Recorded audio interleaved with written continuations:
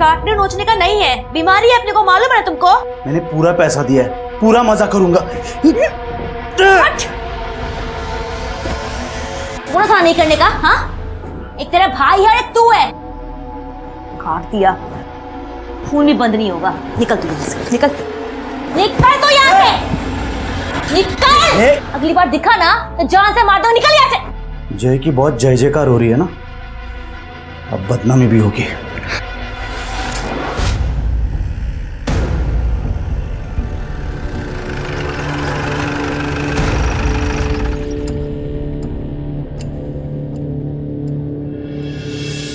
Sir, हफ्ते भर से ये लोग बाहर नहीं आए। हमें लगा कि शायद काकी को हॉस्पिटल में एडमिट किया होगा, क्योंकि काकी बहुत बीमार रहती है ना। और केतन भाऊ का फोन भी नहीं लग रहा था। और सर, इधर के लोग बोल रहे थे कि बहुत बांस मार रहा है, इसलिए हमने आपको बुलाया। बड़े दरवाजा खोलो।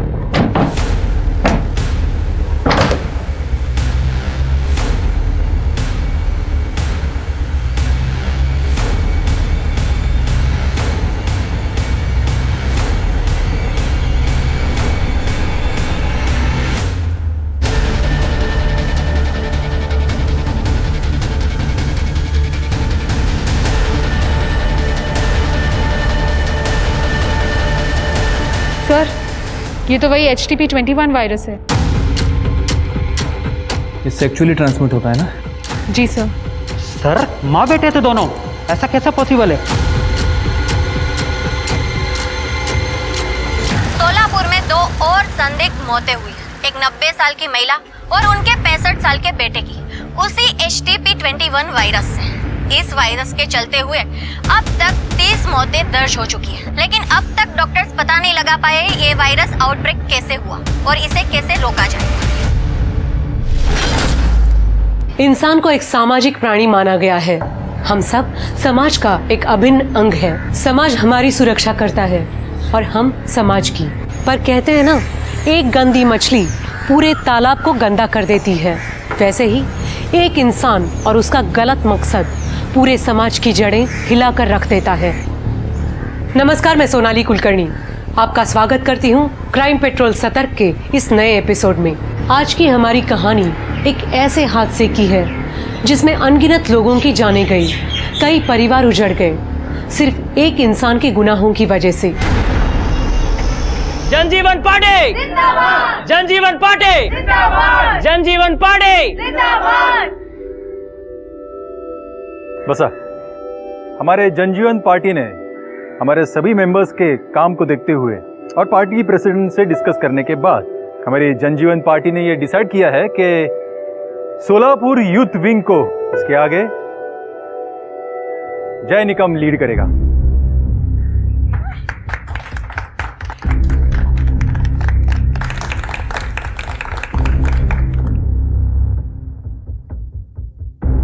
थैंक यू दादा। अपने नाम की तरह पार्टी का भी हर जगह जय जयकार होना चाहिए। बिल्कुल दादा, देखना कैसे सोलापुर के सारे वोट्स मैं अपनी तरफ कन्वर्ट कराता हूँ। ये हुई ना बात। जनजीवन पार्टी जिंदाबाद! जनजीवन पार्टी जिंदाबाद! जनजीवन पार्टी जिंदाबाद!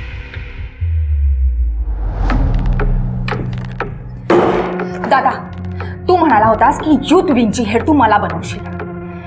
पूरा साल मैंने उसके लिए मेहनत की और अब ये जय। जानवी, सोशल मीडिया पे सिर्फ फोटो डालना मतलब मेहनत करना नाही होता। आणि राहिला प्रश्न जयचा, तर पार्टीचं कुठलंही काम असो, पेड़ लगाना हो, गड्ढे बुझाने हो या कोई धरना देना हो, पार्टी के हर एक काम को वो आगे से लीड करता है। तुम्हारे बाद में उसने पार्टी ज्वाइन की है, फिर भी जाके पूछो सोलापुर में, हर एक बंदा उसे जानता है। पर दादा, मैं आपकी बहन हूं, उसका कोई फायदा नहीं। ये आजकल काही चालत नहीं। तुम भी मेहनत करो, पार्टी का काम आगे बढ़ाओ। मैं खुद बात करूंगा तेरे पोस्ट के लिए, पर सिर्फ तुम मेरी बहन हो इसलिए नहीं। शांत हो जाओ।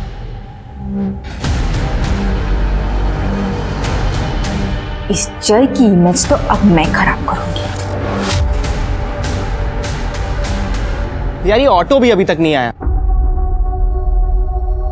अरे भाऊ, काय को ऑटो से जाने का? अब तो आप पार्टी के यूथ लीडर बन गए हो। पार्टी से गाड़ी ने जाओगे ना थाटाने। बाबू, पब्लिक के बीच रहकर ही पब्लिक की प्रॉब्लम के बारे में समझता है। अपन जन सेवक आए और आज की सेवा ये शहर के गड्ढे चेक करना। ऑटो वालों को शहर के सारे गड्ढों का एड्रेस मालूम होता है। क्या म्हणतेस मीना, बरोबर ना? अगदी बरोबर। बैठो भाऊ। कितना क्यूट है ना जेरी। कौन ये politician? Excuse me, politician cute नहीं कमीने होते हैं। कौन से एंगल से? कितना ज्यादा क्यूट है वो और कितने अच्छे काम भी करता है। और पता नहीं तुझ जैसे खड़ूस को खराब क्यों लगता है। यार तू मेरा क्रश है।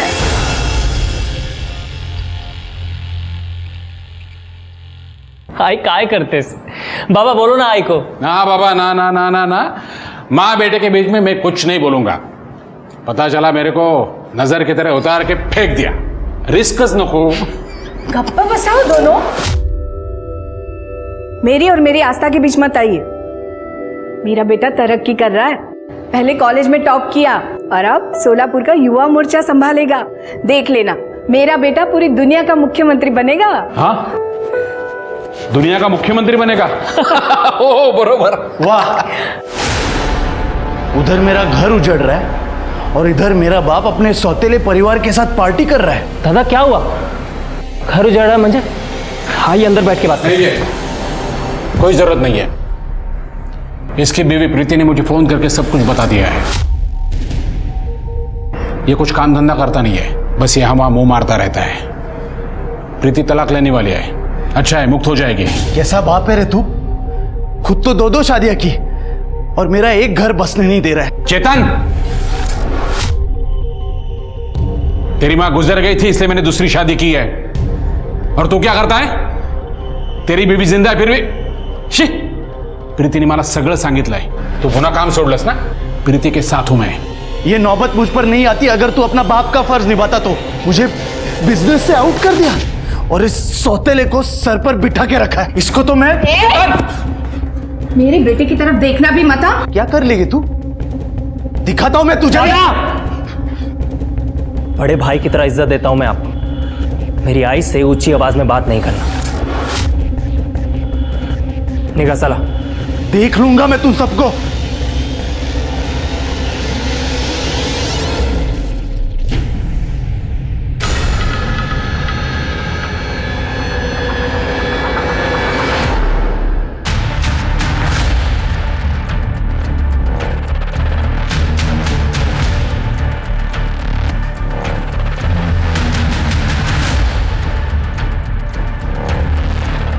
जी कहिए। एक कंप्लेंट लिखवानी है।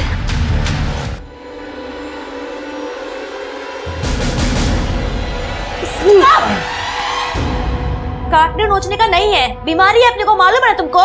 मैंने पूरा पैसा दिया है, पूरा मजा करूंगा। पूरा था नहीं करने का। हाँ, एक तेरा भाई है, एक तू है।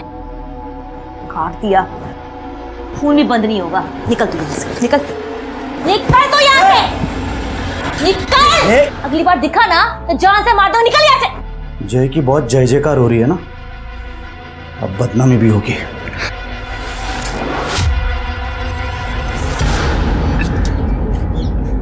भाव थोड़ा सा यहाँ पे डालो ना।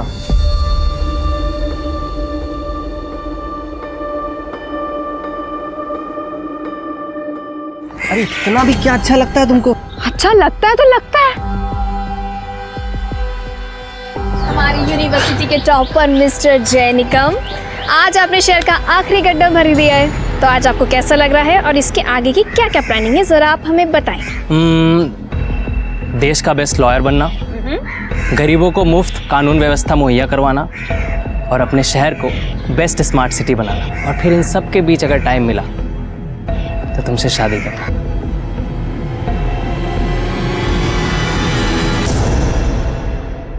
Will you marry me, Meenal Pawar? Mister जय निकम, सच में? ले, तेरा क्रश पहले से ही बुक्ड है। यस। हैप्पी? चले अब।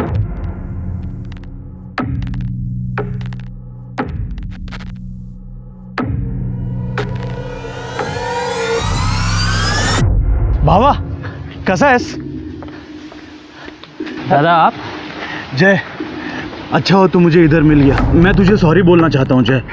उस दिन प्रीति के जाने की वजह से मैंने तुम लोग को ना जाने क्या कुछ बोल दिया। आई एम रियली सॉरी जय। दादा कोई बात नहीं, टेंशन नका की। नहीं लेकिन काय झालं जय? तो ऐसा लगा कुछ चुभा। वो कम्बल वाला आदमी वो भाग था। कहाँ गया? जय तू बोले तो डॉक्टर के पास चले।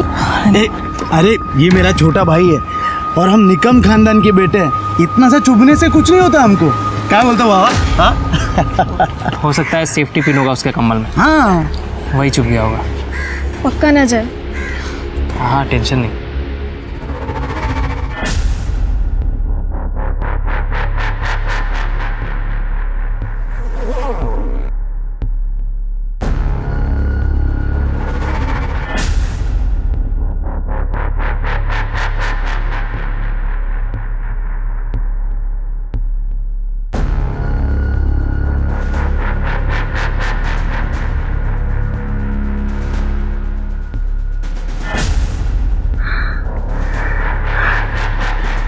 बस अब और बर्दाश्त नहीं होता।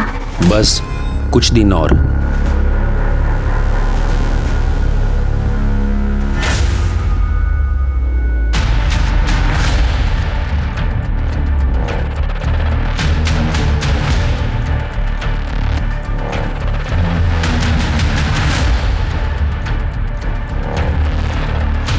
जी कहिए। एक कंप्लेंट लिखवानी है। तो मीनल जी, आपका ये कहना है कि आपके बॉयफ्रेंड जय निकम, इनकी मौत एक मर्डर है? हाँ सर, मर्डर है। 4 दिन पहले रोड पर उस दिन जो कुछ भी हुआ था, जैकी उस दिन बहुत तबीयत बिगड़ रही थी। तुरंत तो कुछ नहीं हुआ। शाम तक हमने पार्टी का पूरा काम किया जो जो एजेंडा पर था। जैक को अच्छा नहीं लग रहा था। शाम होते होते उसकी हालत बहुत बिगड़ने लगी थी सर। और ये देखिए। मीनल जी, हमें स्टार्ट से बताइए हुआ क्या था और आपको ऐसा क्यों लगा है जय की मौत मर्डर है? आई मुझे क्या हो रहा है? आई मुझे क्या हो रहा है? बहुत जलन हो रहा है। सब कुछ ठीक चल रहा था, अचानक सब क्या हो गया? आई बाबा को बोल रहा हूँ तो सब ठीक कर देते तेरा। आओ भगाना, मेरे बच्चे को क्या हो रहा है? बुलाइए ना किसी को। डॉक्टर जादव को फोन किया है मैंने, वो आते ही होंगे। अंकल पता नहीं सुबह वो कोई पिन चुभने के बाद से ये सब हो रहा है। मैंने जय को बोला भी था कि डॉक्टर के पास चलते, लेकिन ये चेतन की वजह से जय डॉक्टर के पास भी नहीं गया। तू चुप कर, देर शाही मत बना। बाबा बुरा मत मानना, लेकिन ये सब सिम्टम्स देख के लग रहा है कि इसे नागिन हुआ है। क्या?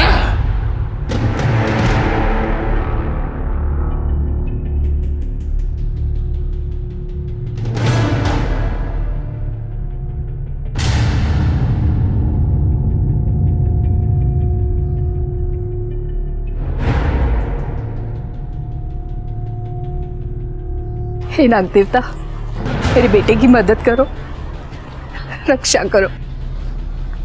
आंटी आपको यहाँ खड़े 1 घंटा हो गया है, आप समझ क्यों नहीं रही हैं? इस बीमारी का नाम नागिन है, लेकिन इसका नाक से कोई लेना देना नहीं है। आंटी जय को ट्रीटमेंट की जरूरत है। चुप करो तो, आजकल के बच्चों को कुछ नहीं पता। नागिन का श्राप होता है ये श्राप। हाथ जोड़ो और प्रार्थना करो मेरे बेटे के लिए। डॉक्टर ने बोला जय का ब्लड टेस्ट करते हैं। ब्लड टेस्ट की जब रिपोर्ट आई तब पता लगा उसमें एक अजीब किस्म का वायरस है। डॉक्टर ने बोला था कि ये सिम्टम्स नागिन जैसे हैं, पर ये कुछ और है। और फिर डॉक्टर ने कहा कि अब दूसरे ब्लड टेस्ट करते हैं। फैमिली और पार्टी वालों की इज्जत बचाने के लिए जय को हॉस्पिटल में एडमिट नहीं किया गया। काका अभी डॉक्टर तो कुछ बोल नहीं रहे हैं, शायद उन्हें और टाइम चाहिए, लेकिन अभी तो उन्हें यही लग रहा है कि ये कुछ सेक्शुअली ट्रांसमिटेड बीमारी है। अहो आमचा जय तसा नाही आहे तसा तो। चला ना, जय को हॉस्पिटल लेके जाते। काकू चलो ना। काकू देखिए, आप तो जानते हैं अगर ये बात बाहर आ गई तो तुम्हारी पार्टी की बहुत बदनामी होगी। और हमारे घर की भी। बिल्कुल। देखिए, इसलिए मैं चाहता हूँ कि जय का जो भी इलाज करना है वो यहाँ हो, अपने घर में।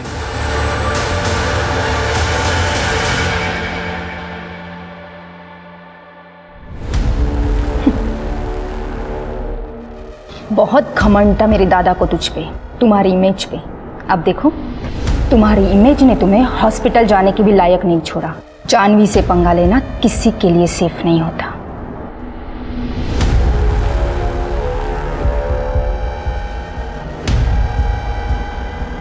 टेक केयर जय। जानवी जिस तरह से बात कर रही थी मुझे कुछ अजीब लगा सर। उसके बाद क्या हुआ? जय जय जय जय क्या हुआ? हाँ जय आई इधर ही। पूरा बॉडी चला जाएगा। पूरा बॉडी चला। डॉक्टर के पास लेकर जाना पड़ेगा। हाँ अस्पताल लेके जाते। लेकिन वो क्या वो बाहर में गई तुम्हारी इज्जत। मेरे बच्चे को अस्पताल लेकर जाना है। चेतन! जय। तो जय के सौतेले भाई चेतन और जानवी पर आपको शक है? जी सर, क्योंकि सर जय को जिस दिन वो सुई चुभी थी चेतन बाबू वहीं पर ही थे।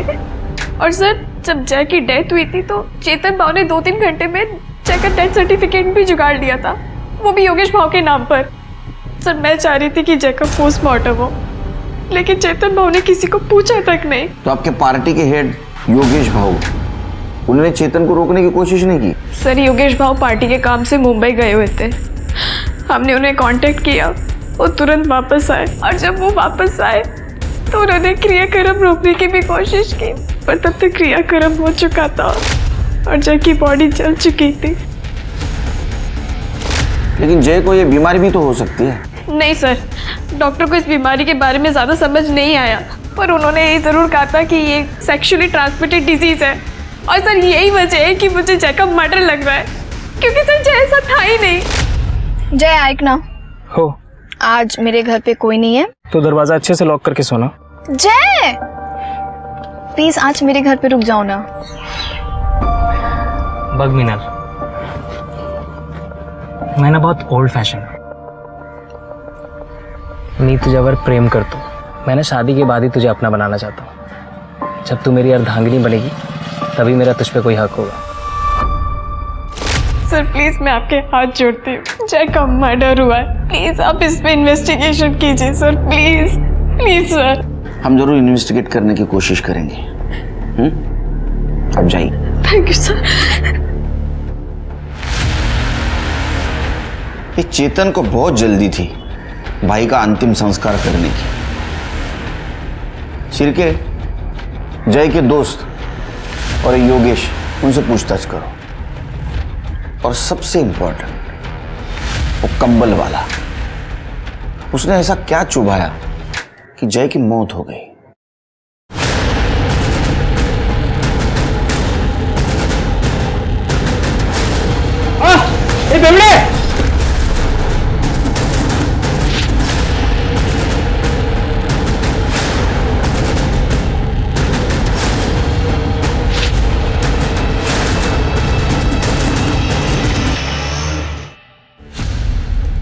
गुड लॉर्ड, प्रतीक, हाँ डिड यू सी? देखो सारी रिपोर्ट पॉजिटिव है। ऐसा लग रहा है सारा शहर अनसेफ सेक्स कर रहा। व्हाट? ये कोई नई किस्म की बीमारी लग रही है, लगता है हमें रिपोर्ट करना चाहिए। Shut up. अरे अच्छा कमाने का मौका मिला है, तुम्हें बर्दाश्त नहीं हो रहा है क्या? जैसे चल रहा है चलने दो।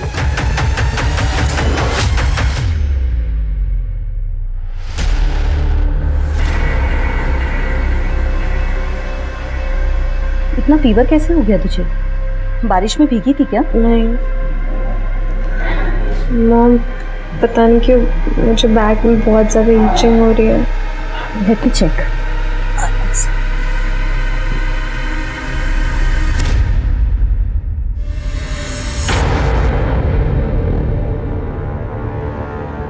नेथन! नेथन! What happened? ये देखो, हार्पिस नागिन। टेल मी निया, टेल मी, किसके साथ सोकर आई है? तुझे पढ़ने भेजा था या ये सब करने के लिए? वो मैंने सच में ऐसा कुछ नहीं किया, ट्रस्ट मी। ये एक सेक्सुअल डिजीज है निया। एक गॉड फियरिंग इंसान ये सब कभी नहीं करेगा। तूने हमारी फैमिली की नाक कटा दी। मैंने ऐसा कुछ नहीं किया है पापा, सच में। Shut up! अब जब तक तू पूरी तरीके से ठीक नहीं हो जाती, यही रहे इस कमरे के अंदर, और तेरा फोन भी मैं अपने साथ लेके जा रही हूँ। प्लीज नहीं, वो मैंने कुछ नहीं किया।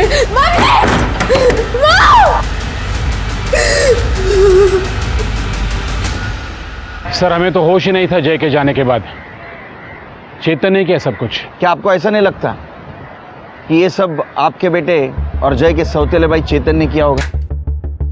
क्योंकि जय सेक्सुअली एक्टिव नहीं था, उसकी गर्लफ्रेंड ने बताया। काय?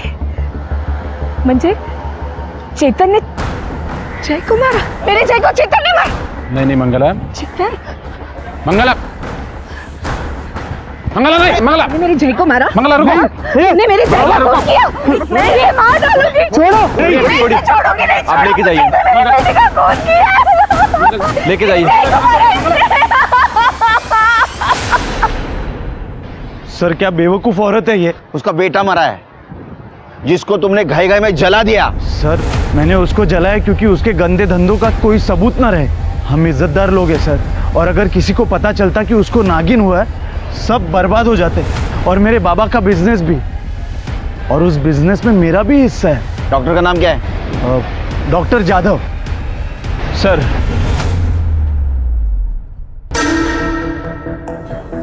नहीं पापा, बेटा डरो नहीं, बेटा मत रो, इंजेक्शन ले ले तो जल्दी ठीक हो जाएगा।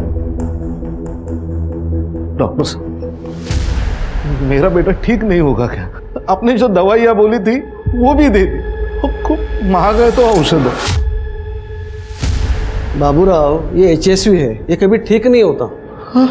ऊपर से तेरा बच्चा प्रीमेच्योर पैदा हुआ था और बहुत कमजोर है, इसलिए बार बार बीमार हो जाता है। इसका मतलब इस बीमारी का कोई इलाज नहीं? नहीं। डॉक्टर साहब जी, हम लोग कावेरी नगर पुलिस स्टेशन से आए हैं। जय निकम की मौत की इन्वेस्टिगेशन कर रहे हैं। आपसे कुछ बात करनी थी। ओके, आइए ना। बेटा रो मत, सब ठीक हो जाएगा। Good boy. हाँ डॉक्टर साहब। जय को HSV वायरस ही लग रहा था। मैंने उसका ब्लड टेस्ट करने को बोला था, पर उसका रिपोर्ट आने से पहले ही। डॉक्टर साहब, दरअसल ये बीमारी होती कैसे है? यंगस्टर्स जो काफ़ी एक्टिव रहते हैं सेक्सुअली, खासकर अपने मल्टीपल पार्टनर्स के साथ, उनमें ये काफ़ी कॉमन है। पर जय के केस में ऐसा लग तो नहीं रहा था कि उसको ऐसी बीमारी हो सकती है, क्योंकि पहले दिन वो इतना सीवियर नहीं था। उसकी तबीयत एकदम अचानक लास्ट में ही बिगड़ी। पर हमें तो पता चला था कि जय सेक्सुअली एक्टिव नहीं था। हाँ, लेकिन उसके सिम्टम्स तो HSV जैसे ही लग रहे थे। डॉक्टर साहब, अब जय की बॉडी तो क्रीमेट कर दी गई है। आपके पास उसका कोई ब्लड सैंपल, कोई ब्लड टिश्यू जो हमारी हेल्प कर सके? देखिए, डोंगरे लैब में सब टेस्ट हुए थे, अब वहाँ ट्राई कर सकते हैं, आपको एक आध सैंपल मिल जाए।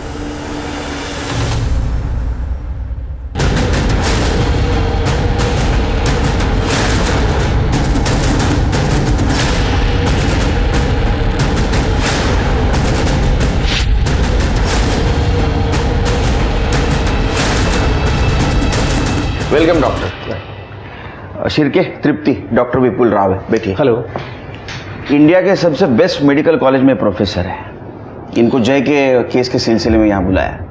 थैंक यू डॉक्टर, आप इतने शॉर्ट नोटिस पर यहाँ आए। अरे it's all my pleasure, thanks. वैसे तो पूरी केस मैंने आपको बता दी है। Any new information? कुछ नया है हमारे पास? हमारा मेन सस्पेक्ट चेतन निकम बहुत ही लालची इंसान है। उसको अपने फादर का बिजनेस चाहिए था। ये सब कुछ करने का उसके पास एक बहुत बड़ा मोटिव है, लेकिन उसका कोई मेडिकल बैकग्राउंड नहीं। डॉक्टर, क्या कोई आम आदमी ऐसा कुछ कर सकता है? All okay doctor? एक मिनट सर, फर्स्ट प्रायोरिटी। तृप्ति, ओके। ठीक है ना डॉक्टर साहब? हाँ सब ठीक है। देखिए, आप इस केस के बारे में मुझे थोड़ा जल्दी बताइए। हमने जय के फैमिली डॉक्टर से बात की। उनका कहना है कि उसको शायद HSV वायरल इन्फेक्शन हुआ था। अचानक से तबीयत बिगड़ गई और ये सब कुछ हुआ। डॉक्टर के लिए केस बहुत अजीब था और ये सब कुछ बहुत तेजी से हो गया। हमारे पास कोई ब्लड रिपोर्ट्स या DNA सैंपल्स हैं क्या? जी, सर मैंने डोंगरे लाल से बात की है, वो शाम को फाइल्स लेकर यहीं आ रहे हैं। शाम को? देखिए इतनी सीरियस बात चल रही है और आप लोग इतने आराम से काम कर रहे हैं। केलकर जी, आपके पास जैसे रिपोर्ट्स आती हैं आप सबसे पहले मुझसे कांटेक्ट करेंगे, मुझे भिजवाएंगे वो। Okay, I M clear enough? Thank you. कमाल आदमी है ये, हमसे ज्यादा तो इस डॉक्टर को गाई है। ठीक है, हम हमारा काम करते हैं। जिस एरिया में जय को सुई लगी थी उस एरिया का सीसीटीवी फुटेज कलेक्ट करो, मिनल से क्रॉस चेक करो और उस कंबल वाले के बारे में इंफॉर्मेशन निकालो। देखो उस एरिया में किसी ने कुछ देखा क्या, आखिर जय को इस तरह कोई क्यों मारेगा? ये सच में मर्डर है या कोई नई बीमारी? जेरी, एक बात बताओ बेटा, क्या तुम्हारे और निया के बीच कुछ फिजिकल? नो आंटी, ऐसा कुछ भी नहीं है। देखो Jerry, I am telling you clearly, marriage के पहले ये सब करना मतलब सीधे हेल में जाना। आंटी ट्रस्ट मी, ऐसा कुछ भी नहीं हुआ है हमारे बीच में। और एक्चुअली निया को तो ये भी नहीं पता है that I like her. What?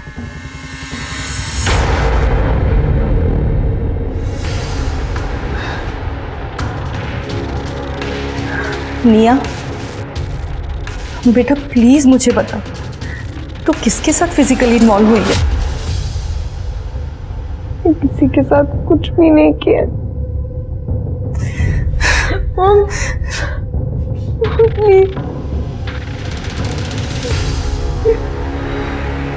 नमस्कार। बस आप बस। अरे अरे अरे अरे अरे केळकर साहेब काय हे? यावेळी ना आपण एक परमनंट स्लॅब टाकून घेऊया। और वो आपके पार्किंग का भी काम बाकी है ना, वो भी कर लेते हैं इस बार। अरे कदम साहब, पार्किंग नो पार्किंग सब कुछ चलता रहेगा, लेकिन इस सब के बावजूद भी हमारा काम चालू रहना चाहिए। एकदम बराबर। बोलिए, तो मैं क्या सेवा करूं अभी आपकी? वो जय निकम आपका कार्यकर्ता था ना? हाँ, कार्यकर्ता तो था, पर उससे भी ज्यादा छोटी भाई की तरह था मेरे। मैंने खुद उसे पार्टी का सारा काम सिखाया था। और सुनने में आया था कि वो रेड लाइट एरिया में कुछ सोशल वर्क कर रहा है, सेक्स वर्कर्स की हेल्प करना वगैरह। और आखिर भटक गया। लेकिन उसके बावजूद भी आपने उसको पार्टी से नहीं निकाला?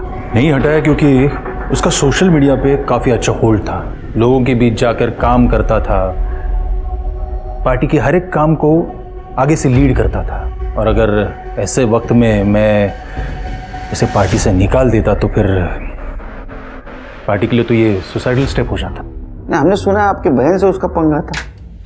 नहीं नहीं, पंगा नहीं, बस दो यंग मेंबर्स में कंपटीशन था। दोनों सोलापुर युवा मोर्चा लीड करना चाहते थे। कोई शक नहीं कि जय में ज्यादा काबिलियत थी।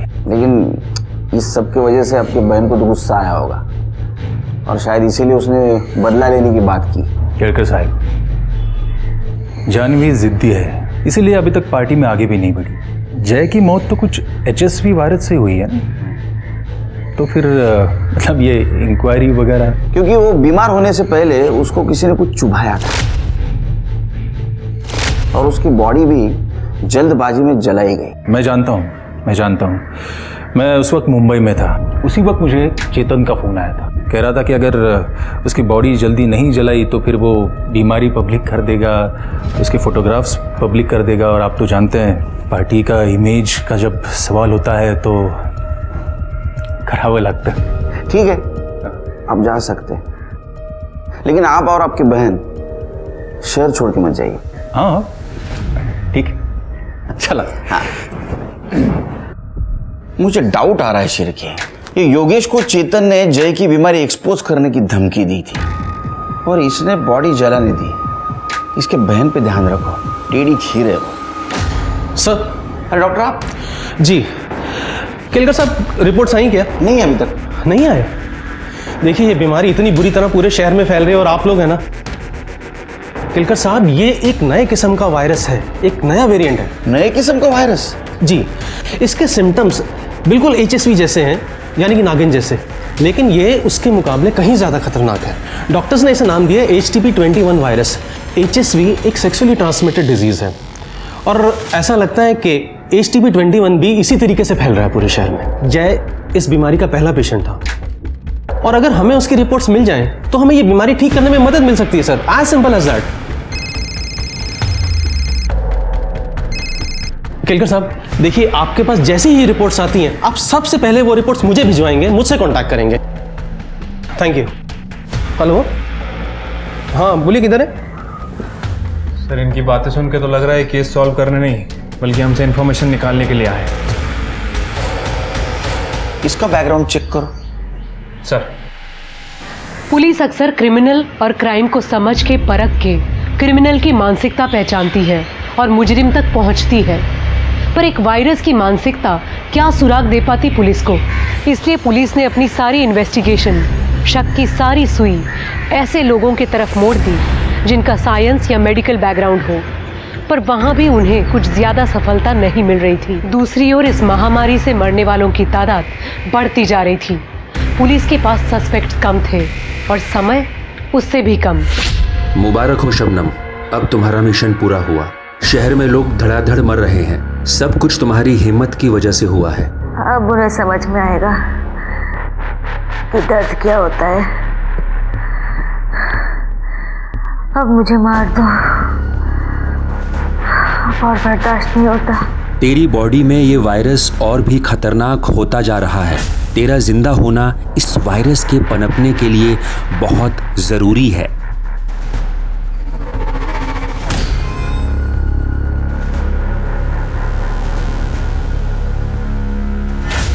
सर चेतन के पीछे एक हवलदार लगाया था और उसकी मेडिकल हिस्ट्री भी चेक की। सर चेतन ने ना तो कभी किसी मेडिकल हिस्ट्री वाले से बात की है और ना ही कभी उसके टच में रहा है। तो जय को ये बीमारी हुई कैसे? सर सेम हाल जानवी का भी है। उसका सारा टाइम फोटोज खींचने में और उन फोटोज को सोशल मीडिया में अपलोड करने में जाता है। बाकी उसके कॉल रिकॉर्ड्स भी क्लीन है।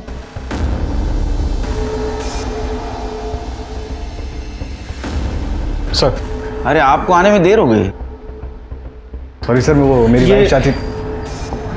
जय की रिपोर्ट सर जी दिखाइए जरा।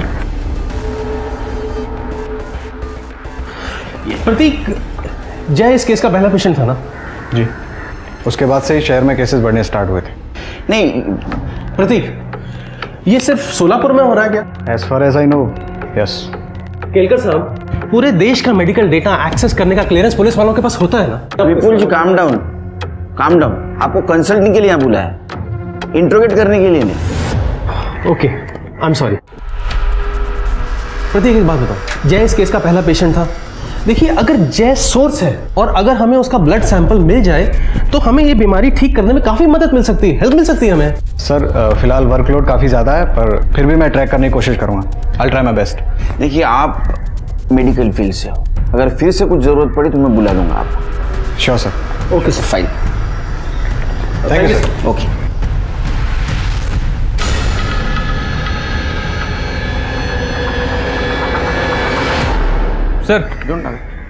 सर ये विपुल की हिस्ट्री तो बहुत गड़बड़ है। 1 साल पहले उसे हॉस्पिटल से निकाल दिया गया था। अरे देवा। सर और तो और इस विपुल को हाइपोकॉन्ड्रिया है। क्या? हाइपोकॉन्ड्रिया। देखिए नवीन का है सर, यानी कोई भी बीमारी से डर, शायद इसलिए वो इतना अजीब बिहेव करता है। मतलब गुस्से वाला, सन की डरा हुआ आदमी।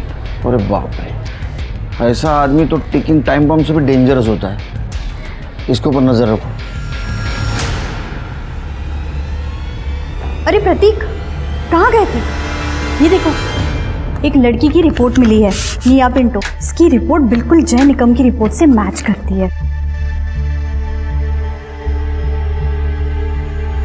अब देखना, इसे यूज करके हम अच्छे पैसे कमाएंगे। बताओ ना, तुम्हें आइडिया कैसे लगा? प्लीज डोंट बी सिक मीरा। इंसानियत कहाँ गई है तुम्हारी? हम जय और निया दोनों की रिपोर्ट पुलिस को देने वाले हैं, दैट्स इट। सर, जय की रिपोर्ट बहुत अजीब थी। HSV इन्फेक्शन था उसे, पर बहुत खतरनाक। HTP-21। सर, जय के बाद हमारे पास लगभग 33 रिपोर्ट्स आई हैं और उनमें से 24 लोगों की बॉडी में सेम वायरस है और ये वायरस अपने आप को बहुत जल्दी कल्टीवेट कर रहा है। सर, मैं आपको एक शॉकिंग केस दिखाता हूँ। ये दोनों केसेस में सिम्टम्स सेम। निया पिंटो। सर, इसकी ब्लड रिपोर्ट और जय की रिपोर्ट में काफ़ी सिमिलैरिटी है। इसके ब्लड में 98% तक वायरस काफ़ी एक्टिवेट हो गया है। और सर इंटरेस्टिंग बात ये है कि निया वर्जिन है और ये वहाँ के डॉक्टर से पता चला है। वो वर्जिन थी, इसका मतलब उससे बीमारी नहीं होनी चाहिए थी। देखिए, मुझे लगता है कि हमें निया और जय इन दोनों के जो ब्लड सैंपल्स हैं मुंबई भेज देने चाहिए किसी वायरस के बहुत एडवांस्ड और बड़े लैब में। आप वो सैंपल्स मुझे दे दीजिए, मैं खुद भिजवा देता हूँ। अरे आप क्यों तकलीफ कर रहे हैं विमल जी? सिर्फ ये सैंपल उस लैब में मुंबई भिजवा देना और रिपोर्ट जल्द से जल्द मंगवा लेना। अच्छा, इसके पहले ऐसी बीमारी कभी फैली है? जी सर, महामारी होती है पर ये उससे अलग है। I mean, टारगेटेड बीमारी है। और सर इसके पीछे एक थियरी भी है। क्या? सर जब भी कोई फार्मा कंपनी अपनी नई ड्रग लॉन्च करती है तो उसका सक्सेस बीमार लोगों से डायरेक्टली प्रोपोर्शनेट होता है। आप जानते हैं ऐसे किसी नए ड्रग को? हाँ sir, the leading pharma private limited. ये कंपनी सेक्सुअली ट्रांसमिटेड वायरस पर रिसर्च कर रही है। पर सर इंडिया में एचएसवी इन्फेक्टेड लोग बहुत कम हैं। I mean, life threatening cases. इसको अटेंशन तभी मिलेगा जब केसेस बढ़ेंगी और लोग मरेंगे। शिरके, ये लीडिंग फार्मा कंपनी के बारे में पूछताछ करो और वो निया के डॉक्टर, उनसे पूछो निया से कब मिल सकते। मेरे मॉम डैड कहाँ हैं? पता नहीं, तुम आराम करो। एक्सक्यूज मी, निया, हम जय निकम की डेथ को इन्वेस्टिगेट कर रहे हैं। उसी सिलसिले में हमें तुमसे कुछ क्वेश्चंस पूछने हैं। निया, तुम्हारे ब्लड रिपोर्ट से पता चला है कि तुम्हें भी वही बीमारी हुई है जो जय को हुई थी। जय को भी? हाँ निया, 19 सितंबर की सुबह जय को कुछ चुभाया गया था, जिसके बाद उसकी तबीयत बहुत बिगड़ गई थी। 19 सितंबर, उस दिन शाम को मैं कॉलेज से शाम को घर जा रही थी, तब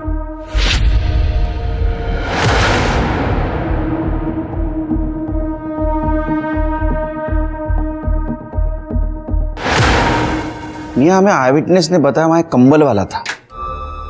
क्या तुम उसको जानती हो? देखा था उसको? नहीं। तृप्ति, उस एरिया में सीसीटीवी का पता करो। जी सर। सर वो लीडिंग फार्मा वालों का तो हाथ नहीं लग रहा है। वो लोग HIV की दवा पे टेस्टिंग कर रहे हैं। उसके CEO से मेरी बात हुई है, उन्होंने अपना डेटा भी भेजा है। अरे इतने टेस्टिंग तो मेट्रोपॉलिटन सिटी में होते हैं। हाँ सर, वही तो मैं भी कह रहा हूँ। और STP-21 सिर्फ सोलापुर में फैला है। इससे इन लोगों को कोई फायदा नहीं होने वाला है। सर हमें वो फुटेज मिल गया है जहाँ निया को इंजेक्शन चुभा था, और सर वो कंबल वाला आदमी भी वहीं से गुजरा था। मिनल को बुलाओ फुटेज चेक करने के लिए, देखो कुछ मिलता है क्या। जी सर। सर वैसे मैंने सभी पेशेंट्स के परिवार वालों से बात की थी। ये सबको STP-21 इन्फेक्शन से पहले कोई चीज़ चुभाई गई थी, और सभी ने अपने एरिया में कोई कंबल वाला आदमी देखा था। इसका मतलब है सेक्सुअली ट्रांसमिटेड डिसीज कोई इंजेक्शन के थ्रू फैला रहा है। हो सकता है सर। वैसे कुछ दिन पहले हमने एक डिस्ट्रेस कॉल भी अटेंड किया था। एक 90 साल की औरत थी और 65 साल का आदमी था। दोनों माँ बेटे थे। दोनों में सेम तरह के सिम्टम्स थे सर। अब ये फुटेज और मिनल, इन दोनों से कुछ क्लू मिल सकता है। सर, आपने विपुल पर नज़र रखने के लिए कहा था। सर उसने अपना पूरा घर बंद कर लिया है। और एक बात सर, उसने बहुत सारा सर्जरी का सामान खरीदा है।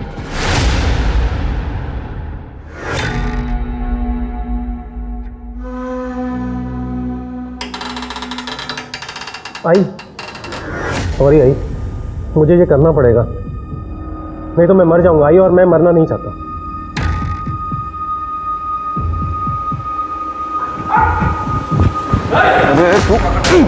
क्या कर रहा है? हाँ? क्या कर रहा है मूर्ख? ये मेरी माँ है, इसको भी STP-21 है। मैं सिर्फ इन्फेक्टेड स्किन निकाल रहा था, वरना वो मुझे भी हो जाएगा। दिमाग खराब है तेरा? हाँ, ये लोग कंटेजियस नहीं है। अगर ऐसा होता तो पूरा शहर बीमार हो जाता, मर जाता पूरा शहर।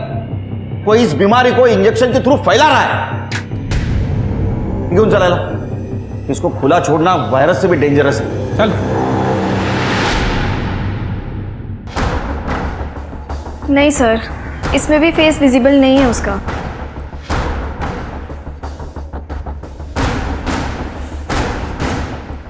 सर इसे कहीं तो देखा है।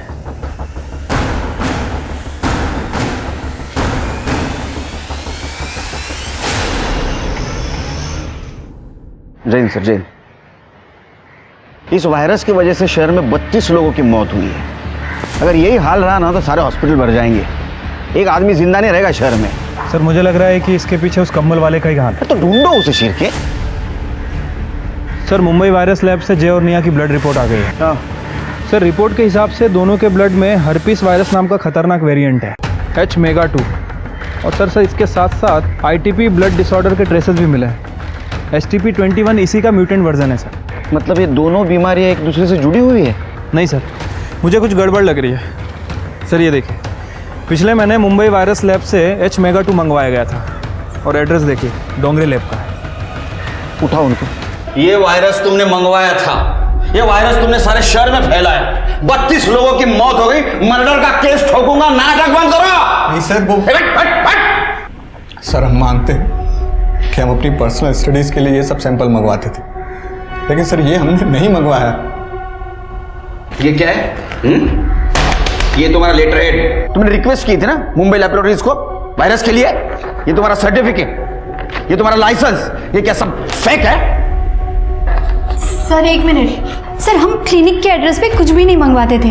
जितने भी पर्सनल एक्सपेरिमेंट्स थे हम सारे घर पर ही करते थे। बकवास बंद, बिल्कुल बकवास बंद। हमारे पास जितने भी सस्पेक्ट ने सबसे पूछताछ हो गई, उसमें से तुम ही ऐसे सस्पेक्ट हो जिसको वायरस के बारे में मालूमात थी। सर इस रिपोर्ट में एक खास बात है, ITP disease. Sir it's a blood disorder और ये डिसीज बहुत रेयर होती है। इस डिसीज में ब्रूसिंग होती है, ब्लीडिंग होती है। सर हम रिक्वेस्ट कर रहे हैं आपसे, आप हमारे कहने पर प्लीज सर मेडिकल एसोसिएशन से लिस्ट चेक करवा लीजिए, आपको सब कुछ मिल जाए।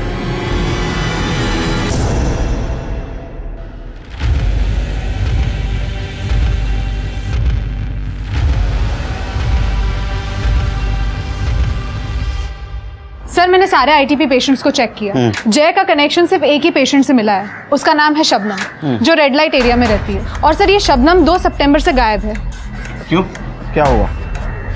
सर चेतन और शबनम का झगड़ा हुआ था, जिसके बाद शबनम ने चेतन को बेइज्जत करके घर से निकाल दिया था। तो चेतन ने अफवाह फैला दी कि शबनम को नागिन की बीमारी है। उसके बाद शबनम का धंधा बंद हो गया। उसको बीमारी थी? No sir. शबनम को रेयर ITP बीमारी थी ना, तो उसकी दवा या बिल ऐसा कुछ अपने हाथ लगाए? हाँ सर, हमें दवाई मिली थी। उस दवाई को हमने फॉरेंसिक में भेजा है। सर ये दवाई का नाम है ITP 650 mg। बहुत ही महंगी और रेयर दवाई है। एक काम करो, शबनम की CDR निकालो और सोलापुर में ये दवा कौन कौन खरीदता है ये पता करो। अगर शबनम जिंदा है तो उसको दवा जरूर लगेगी। जी सर। सर मैंने शबनम के कॉल डेटा रिकॉर्ड्स चेक किए। 2 तारीख को उसकी खोली उसकी लास्ट लोकेशन थी, उसके बाद उसका फ़ोन बंद था। और सर मैंने शबनम की दवाइयाँ भी चेक की, जैसा कि आपने कहा था। अगर ये शबनम वाकई जिंदा है तो कोई ना कोई इसे दवाई ज़रूर दे रहा है सर। वैसे सोलापुर इंडस्ट्रियल कंपाउंड के पास एक मिल है सर, जो कई दिनों से बंद पड़ी है, और वहाँ पे एक मेडिकल स्टोर है। वहाँ रिसेंटली STP-21 की दवाई खरीदी गई है, लेकिन कमाल की बात यह है कि उस एरिया में इसका एक भी पेशेंट नहीं है। सुनसान जगह बंद पड़ी मिल।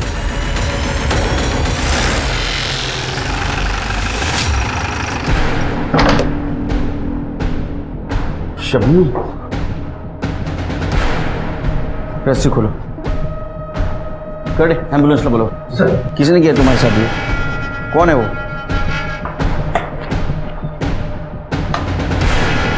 सर ये डस्टबिन में से PPE किट, इंजेक्शन और ग्लव्स मिले। फॉरेंसिक के लिए भेज दो। Yes sir. शिर के ये अफवाह चेतन ने फैलाई थी ना, उठाओ उसको।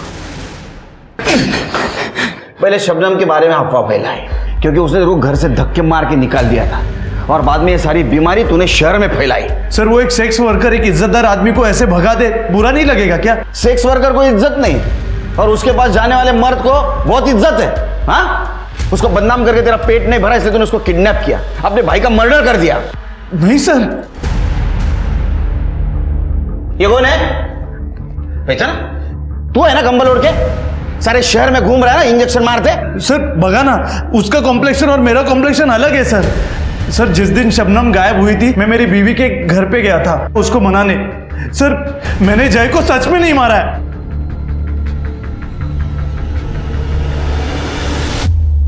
सर मुझे याद आ गया, मैंने इस आदमी को कहाँ देखा है। सर जादव की क्लिनिक में। पापा दर्द हो रहा है। सब ठीक होगा, अब इंजेक्शन लिया ना, चुप बैठेगा ना। ये देख मेरा कड़ा है ना, वैसे कड़ा ला के दूंगा तुझे। और उन सबको इंजेक्शन तू दे रहा था ना?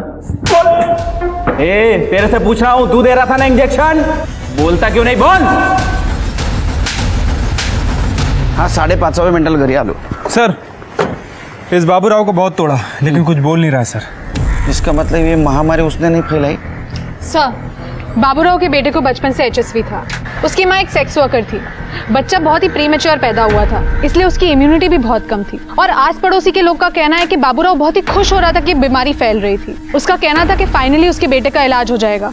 इसका मतलब ये महामारी बाबूराव ने नहीं फैलाई, वो सिर्फ अपने बच्चे के इलाज के लिए सब कुछ कर रहा था.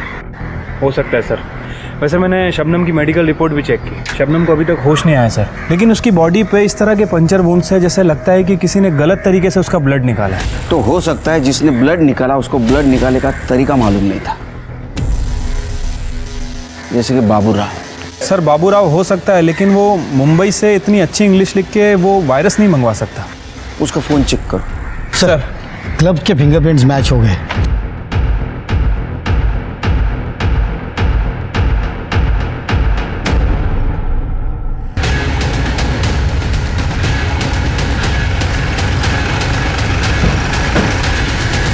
नमस्कार केळकर साहेब. केळकर साहेब काय चाललंय है? क्यों उठाए मुझे?